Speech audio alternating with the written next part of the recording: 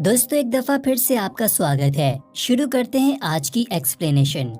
Movie की शुरुआत में हमें फ्यूचर का समय दिखाया जाता है, जहां हम देखते हैं कि मौसम की तब्दीली, ग्लोबल वार्मिंग और न्यूक्लियर वार के कारण पृथ्वी जीने के लायक नहीं रहती, जिसके कारण मानव जाति की संख्या काफी कम हो जाती है और एक एक करके शहर भी खत्म होने लगते हैं। बिजली की भी शॉर्टेज हो जाती है और सांस लेने के लिए ऑक्सीजन भी नहीं बचता।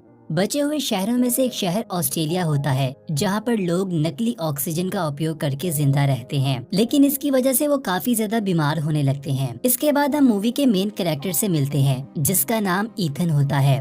वो अपने फ्रेंड जोड के साथ यूटिलिटी में काम कर रहा होता है और न्यूक्लियर रिएक्टर को स्टेबलाइज करता है, जिससे शहर की बिजली वापस आ जाती है। काम के बाद इनका बॉस इन्हें स्कैन करता है कि इनकी हालत ठीक भी है या फिर नहीं। इनमें से एक वर्कर बॉस से कहता है कि वो अगले दिन काम पर नहीं आएगा। ईथन इसकी शिफ्ट ले लेता है ताकि एक्स्ट्रा ऑक्सीजन कमा सके, लेकिन इनका बॉस इसे नौकरी से निकाल देता है। बीच रास्ते में इनका सामना कुछ प्रोटेस्टर से होता है, जो अगली नस्लों के लिए खुद को कुर्बान करना चाहते हैं। अचानक वो वर्कर सामने आ जाता है और इससे अपने काम की भीख मांगने लगता है, क्योंकि इसका बेटा बहुत बीमार होता है। इसी समय अचानक से एक आदमी खुद को आग लगा लेता है।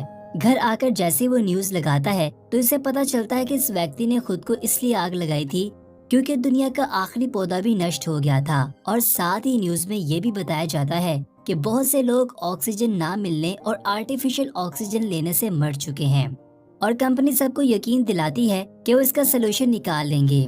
फिर वो ईथन के पिता रिचर्ड के बारे में बात करती है, जो एक साइंटिस्ट था। ये देखते ही ईथन टीवी बंद कर देता है।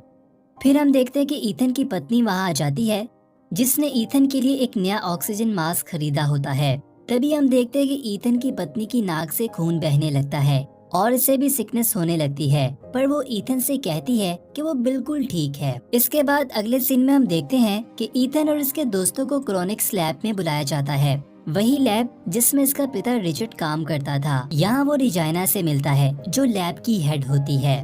वो ईथन को बताती है कि वो इंसानियत को बचा सकता है। इसके बाद रिजाइना ईथन को इस लैब में ले आती है, जहां इसके पिता रिचर्ड ने एक टाइम मशीन बनाई थी, जिसका नाम क्रॉनिकल है। वो लोग वहां पर प्रयोग कर रहे होते हैं और इन्हें फ्यूचर में बहुत आगे के समय से यानी 400 साल आगे से एक मैसेज मिलता है, जिसमें लिखा होता है कि ईथन वाइट को यहाँ भेजा जाए। रिजाइना को लगता है कि फ्यूचर के लोगों ने शायद ऑक्सीजन वापस लाने का कोई तरीका ढूंढ लिया है, जिसका फार्मूला वो ईथन को देना चाहते हैं। रिजाइना ईथन से कहती है कि वो इनकी मदद करे। ईथन कहता है कि वो इसके बारे में सोचेगा। फिर हम ईथन और जोड को बार में बैठा हुआ देखते हैं, जहाँ जोड ईथन को वहाँ जाने के लिए मना रहा होता है, लेकिन ईथन वहाँ नहीं जाना चाहता। वो जोड से कहता है कि इसके पिता भी इसे छोड़कर चले गए थे जब वो बहुत छोटा था, और एक कागज का नोट दे गए और इसके साथ हाथ पर बांधने वाली एक मशीन। वो अपने पिता की तरह बिल्कुल भी नहीं बनना चाहता और यहीं पर रहना चाहता है अपने परिवार के साथ। जोड कहता है कि शायद तुम्हारे जाने से पृथ्वी के लोगों को एक नई उम्मीद मिले और हालात ठीक हो जाएं। तो इस पृथ्वी की खातिर और सभी लोगों की खातिर तुम्हें जाना चाहिए। इसके बाद ईथन अपने पास्ट के बारे में सोचने लगता है, जब वो 8 साल का था और इसके पिता ने इसको एक बर्थडे गिफ्ट दिया था, जो एक मेटालिक बॉक्स था। जैसे ही ईथन ने इसमें हाथ डाला तो एक डिवाइस इसके हाथ पर चिपक गई, जिससे इसके हाथ से खून बहने लगा। यहाँ पर हम देखते हैं कि ईथन का बाप अपने बेटे से कहता है कि फ्यूचर में तुम्हें बहुत बड़ा फैसला करना पड़ेगा। ईथन की माँ इसके पिता के इस बर्ताव को देखकर काफी ज्यादा प्रोटेस्ट करती है और वहाँ से चली जाती है, और ईथन रोता हुआ दिखाई देता है। इसके बाद हम मूवी में वापस प्रेजेंट टाइम में आ जाते हैं, जहां ईथन ये सारी बातें अपनी पत्नी को बताता है। जेनिथी ईथन से कहती है कि इसे इंसानियत को बचाने का मौका मिल रहा है और इसे जाया नहीं करना चाहिए। वो ये भी कहती है कि इसे अपने क्लासरूम में अपने स्टूडेंट्स को मरते हुए देखा है। वो ईथन से वहाँ जाने को कहती है। इसके बाद हम अगले सीन में ईथन को एक ऊंची सी बिल्डिंग पर बैठा हुआ देखते हैं, जहाँ पर वो पूरे शहर का नजारा ले रहा होता है और उस समय को याद करने लगता है जब इसकी माँ की रोड पर डेथ हो गई थी, और इसी समय जोड वहाँ आ गया था और इसने अपने ऑक्सीजन मास्क को उतारकर ईथन की जान बचाई थी। ये याद करके ईथन चिल्लाने लगता है और बहुत ज्यादा रोने लगता है और फाइनली अपना फैसला बदल लेता है। अब हम देखते हैं कि जाने से पहले ईथन अपनी बीवी के लिए एक मैसेज छोड़ता है, जिस पर लिखा होता है कि मैं तुम तक आने का रास्ता ढूंढ लूंगा। वो इससे वादा करता है कि वो जरूर वापस आएगा। ईथन की पत्नी ये बातें सुन रही होती है और काफी इमोशनल हो जाती है। ईथन वहाँ से चला जाता है। इसके बाद अगले सीन में हम ईथन को लैब में देखते हैं, जहाँ वो रिजाइना से इस बात की श्योरिटी लेता है कि इसकी पत्नी की बीमारी को ठीक करने के लिए इसे पहली डोज दे दी जाएगी। रिजाइना इस बात पर एग्री हो जाती है। फिर हम ईथन को इस टाइम मशीन के पास देखते हैं, जहाँ पर कुछ वैज्ञानिक ईथन को कुछ गैजेट्स देते हैं, जिसमें से एक आर्ची होता है। ये एक छोटा सा पॉकेट कंप्यूटर जो टाइम ट्रेवल के बाद फ्यूचर में इसकी मदद करने वाला है। इसके बाद वैज्ञानिक ईथन को टाइम मशीन में भेज देते हैं और जैसे ही टाइम मशीन ऑन होती है, इसमें से बहुत तेज रोशनी निकलती है, जिसके बाद हम देखते हैं कि सारी इलेक्ट्रिसिटी ईथन को अपनी लपेट में ले लेती है और ईथन टाइम ट्रेवल करता हुआ फ्यूचर में 400 साल आगे पहुंच जाता है और एक घने जंगल में जाकर गिरता है। तभी ईथन नोटिस करता है कि इसके सूट को आग लग गई है और वो जल्दी से सूट को उतार देता है और नए तापमान की वजह से इसकी हालत बिगड़ने लगती है, क्योंकि इसे नेचुरल ऑक्सीजन की आदत नहीं होती। जैसे ईथन नॉर्मल होता है तो हर तरफ हरियाली देखता है और कुदरत के नज़ारों में खो जाता है। इसके बाद ईथन अपनी पॉकेट से वो कंप्यूटर निकालता है और स्कैन करने की कोशिश करता है, लेकिन वहाँ पर सैटेलाइट नहीं मिलती। फिर वो एक मैग्नेट को जमीन में भेजता है, जिससे इसके पास बनी फैसिलिटी का रास्ता मिल जाता है। जैसे ही ईथन इसके डोर के पास पहुँचता है तो इसे वहाँ पर स्केलेटन पड़ा हुआ दिखाई देता है, जिसके सर में गोली का निशान होता है। लेकिन दोस्तों, यहाँ पर सबसे हैरान कर देने वाली बात ये होती है कि इस कंकाल के सूट पर ईथन वाइट का नाम लिखा होता है और इसके हाथ में भी ईथन जैसा ही ब्रेसलेट होता है। जी हाँ दोस्तों, ये स्केलेटन ईथन का ही होता है, जो टाइम ट्रेवल करके यहाँ आया होगा।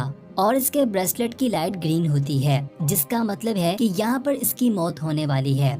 इसके बाद इस कंकाल की पॉकेट में वही कंप्यूटर निकलता है जो इसके पास होता है, लेकिन इसकी हालत बहुत ज्यादा खराब होती है और इसकी बैटरी भी खत्म होने वाली होती है।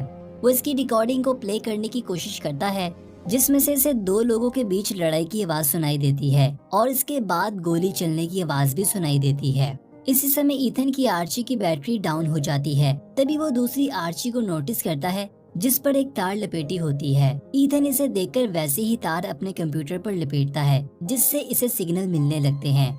ये सिग्नल इसे जंगलों में पड़े एक ऑक्सीजन डिस्पेंसर तक ले आते हैं, जो दो व्यक्तियों के लिए होता है। शाम के समय ईथन आर्ची की मदद से आग जलाना सीखता है और इसके बाद कुछ बेरिस ढूंढ कर लाता है, जिसे आर्ची नहीं पहचान सकती। ईथन इन बेरिस को चखता है। इनका जायका बहुत ही बुरा होता है। फिर हम देखते हैं कि ईथन की तबीयत काफी खराब होने लगती है। इसी समय तेज तूफान आने लगता है और बारिश होने लगती है और ईथन नोटिस करता है कि आसमान से कुछ रोशनी दिखाई दे रही है और इसी समय कोई चीज जमीन पर क्रैश करती है। तभी अचानक एक व्यक्ति आकर ईथन के सीने में इंजेक्शन लगाता है, जिससे ईथन की जान बच जाती है और ईथन को होश आ जाता है। इसी समय से पता चलता है कि वो कोई और नहीं बल्कि जोड होता है। जोड बताता है कि क्रॉनिकल्स कंपनी को तुम्हारी हेल्थ के बारे में पता चल गया था। इन जहरीली बेरीज खाने के कारण तुम मरने वाले थे, जिसके कारण इन्हें मुझे भेजना पड़ा। इसके बाद ईथन जोड को वो स्केलेटन दिखाता है, लेकिन जोड ये बात मानने से इनकार कर देता है कि ये कंकाल इसका है। फिर दोनों आपस में रास्ता ढूंढने की कोशिश करते हैं और फाइनली इनको एक और फैसिलिटी मिल जाती है। ये फैसिलिटी ईथन की आंखों का स्कैन करती है और दरवाजा अपने आप खुल जाता है। अंदर काफी अंधेरा होता है। तभी ईथन नोटिस करता है और इसे एक पैनल दिखाई देता है, जिस पर वेलकम ईथन वाइट लिखा होता है। तभी अचानक ईथन के ब्रेसलेट की लाइट ऑन हो जाती है और ब्रेसलेट इसके ब्लड का सैंपल लेता है, जिससे कंप्यूटर एक्टिवेट हो जाता है। जोड ये हलचल देखकर अपनी पॉकेट से गन निकाल लेता है, जिससे ईथन देखकर हैरान हो जाता है कि जोड अपने साथ गन भी लेकर आया है। कंप्यूटर के एक्टिवेट होते ही वो सारी लाइट्स ऑन कर देता है और दोनों को पता चलता है कि वो क्रॉनिकल्स की लैब में है। टाइम मशीन पर लिखा होता है कि अब से ठीक 4 घंटे के बाद पोर्टल फिर से ओपन होगा, जिससे वो वापस अपने समय 2067 में जा पाएंगे। इसके बाद ईथन कंप्यूटर को ऑपरेट करता है और तभी इसके सामने इसके पिता रिचर्ड का होलोग्राम आ जाता है, जो ईथन को बताता है कि इन्होंने 2067 में फ्यूचर में मैसेज भेजने की कोशिश की थी, जिसका जवाब ये था कि ईथन वाइट को भेजा जाए।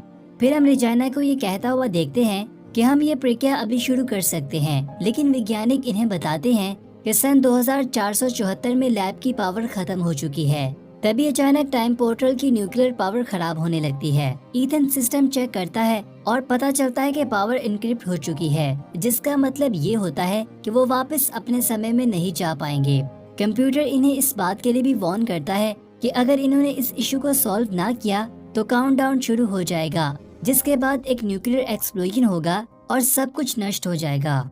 इसके बाद जॉर्ज सिस्टम रिपेयर करने के लिए टूल ढूंढने की कोशिश करता है, जबकि ईथन इसके सारे मामले को समझना चाहता है। अगर टीम को इसके बारे में पता था कि कंप्यूटर खराब होने वाला है, तो उन्होंने इंजीनियर को भेजने की बजाय जॉर्ज को क्यों भेज दिया, जिस पर जॉर्ज बताता है कि क्योंकि फ्यूचर में जाने के लिए किसी ने भी वॉलंटियर नहीं किया, इसीलिए दोनों के बीच में आर्ग्यूमेंट होने लगता है। जॉर्ज काफी एग्रेसिव हो जाता है। इसके बाद ईथन जॉर्ज को इस बात के लिए मना लेता है कि पहले हम कंप्यूटर ठीक करेंगे और इसके बाद इस मामले को सुलझाएंगे, क्योंकि वक्त बहुत कम है। दोनों बाहर निकलकर शहर की ओर जाते हैं, जहां वो देखते हैं कि हर तरफ बर्बादी ही बर्बादी है। एक भी मनुष्य नहीं बचा, हर तरफ कंकाल ही कंकाल दिखाई देते हैं। और ये इन्हीं के समय 2067 के होते हैं। इसके बाद ईथन अपनी पत्नी के स्कूल जाकर देखने लगता है और देखकर हैरान होता है कि बच्चे क्लासरूम में ही मर चुके थे। यहाँ तक कि इसे अपनी पत्नी का कंकाल भी मिल जाता है, जिससे वो दी हुई रिंग और इस मैसेज को भी पहचान लेता है। इस मैसेज को पढ़कर ईथन को फिर से पैनिक अटैक होने लगते हैं और वो उस समय को याद करता है जब इसकी माँ पर गोली चलाई गई थी और जॉर्ज ने इसे मास्क लगाकर बचा लिया था, जो इसे फिर से नॉर्मल करने की कोशिश करता है। ईथन हिम्मत हार जाता है। जॉर्ज उसे हिम्मत दिलाता है और ईथन से कहता है कि सब कुछ होने के बावजूद भी हम दोनों बच गए हैं, शायद यही काफी है। ईथन ये अल्फाज सुनकर हैरान हो जाता है, क्योंकि उसने उस रिकॉर्डिंग में भी यही बात सुनी होती है। ईथन इस पुराने कंप्यूटर से इस रिकॉर्डिंग को फिर से चलाता है, जिसे सुनकर जॉर्ज भी हैरान हो जाता है। इस पुरानी रिकॉर्डिंग में इन बातों के बाद गोली चलने की आवाज आती है।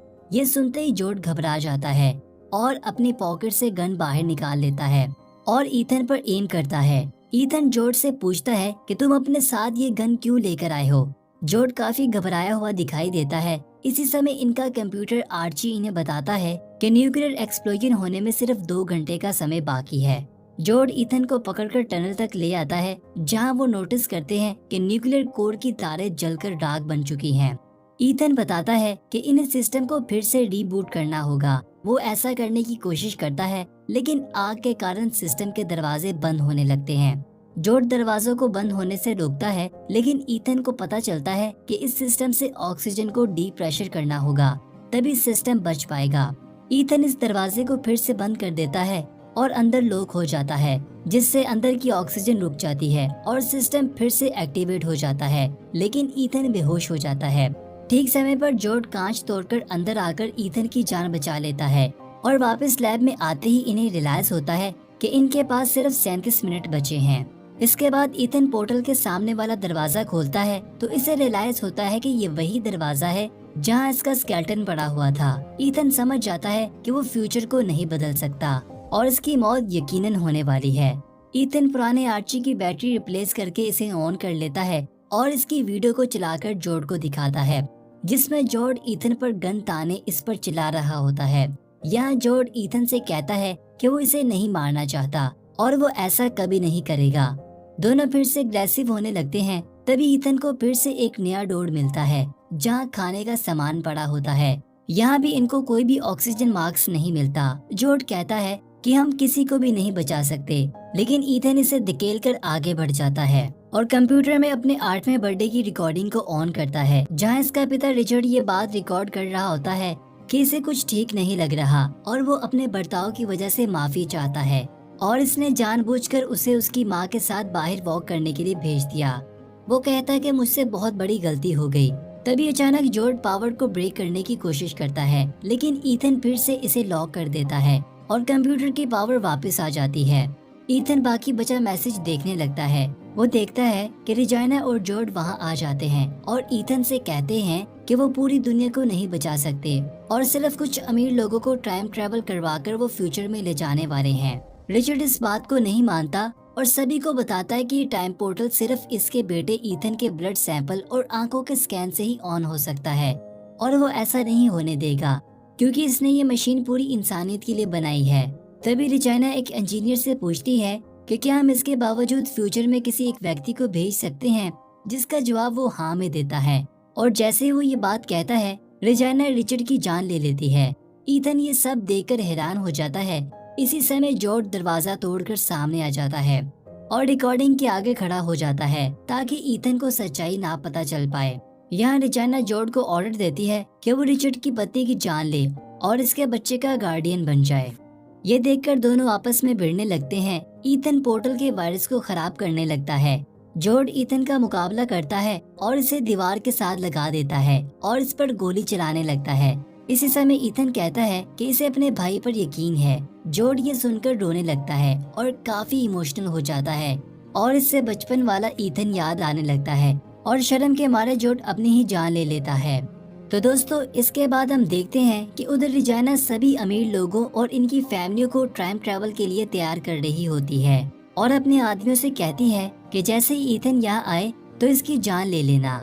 दूसरी ओर फ्यूचर में ईथन को कंप्यूटर की आवाज सुनाई देती है और यहाँ पर उसे रियलाइज होता है कि फ्यूचर से मैसेज भेजने वाला कोई और नहीं बल्कि वो खुद था। ईथन कंप्यूटर में मैसेज लिखता है कि ईथन वाइट को भेजो, जिसे पढ़ते ही रिजाना बटन दबा देती है। लेकिन अचानक पोर्टल रुक जाता है और सभी लोग देखते हैं कि टाइम पोर्टल में बहुत सारे पौधे और जड़ी बूटियां दिखाई देने लगती हैं। साथ ही एक जार और रिजाना के रिचर्ड को मारने के सबूत वाली वीडियो भी दिखाई देती है। ईथन ने ये जड़ी बूटियां और पेड़ पौधे फ्यूचर से भेजे होते हैं और ये भेजने के बाद वो पोर्टल को नष्ट कर देता है ताकि कोई भी दोबारा टाइम ट्रैवल ना कर पाए। इसके बाद अगले सीन में हम देखते हैं कि रेजाना को रिचर्ड के खून के जुर्म में अरेस्ट कर लिया जाता है और ईथन के भेजे गए पौधों की मदद से वैज्ञानिक फिर से उपयोग करके पौधे बनाने लगते हैं। फिर हम देखते हैं कि ईथन की पत्नी के पास वही जार भेजा जाता है जो ईथन ने इसके लिए फ्यूचर से भेजा था। जैसे ही वो उसे ओपन करती है तो इसमें से एक बहुत ही खूबसूरत फूल देखने को मिलता है। वो पहली बार एक ताज़ा और असली फूल को देखकर काफी खुश दिखाई देती है और फिर रोने लगती है। दूसरी ओर फ्यूचर में ईथन जॉर्ज को दफना देता है और इस पर इसका नाम और फ्यूचर की डेट लिख देता है और लोहे का बना हुआ फूल भी इसके पास रख देता है जिस पर लिखा होता है कि मैं तुम तक आने का रास्ता ढूंढ लूंगा। तभी ईथन नोटिस करता है कि इसके आसपास परिंदों की आवाजें सुनाई देने लगी हैं और अचानक से एक तितली दिखाई देती है। ये इस बात का सबूत होता है कि फ्यूचर बदल चुका है।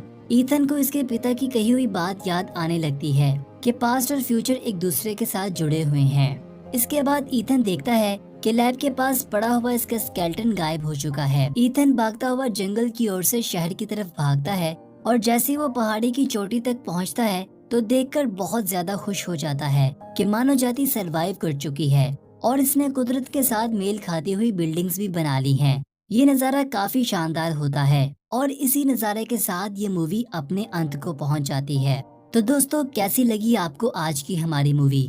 आशा करते हैं कि आपको ये मूवी काफी पसंद आई होगी। अगर आपको पसंद आई है तो कमेंट बॉक्स में हमें जरूर बताइएगा। अगर आप मजीद इस तरह की मूवीज की एक्सप्लेनेशन देखना चाहते हैं तो हमारे चैनल के साथ बने रहिएगा और देखते